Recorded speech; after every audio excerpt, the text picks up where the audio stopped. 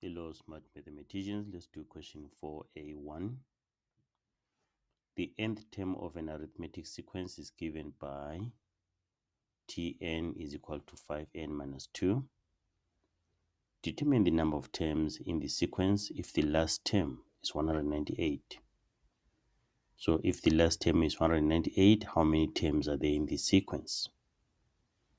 So if this term is term number 50, then means there'll be 50 terms because it is the last term. So what do? We're finding n if Tn is 198.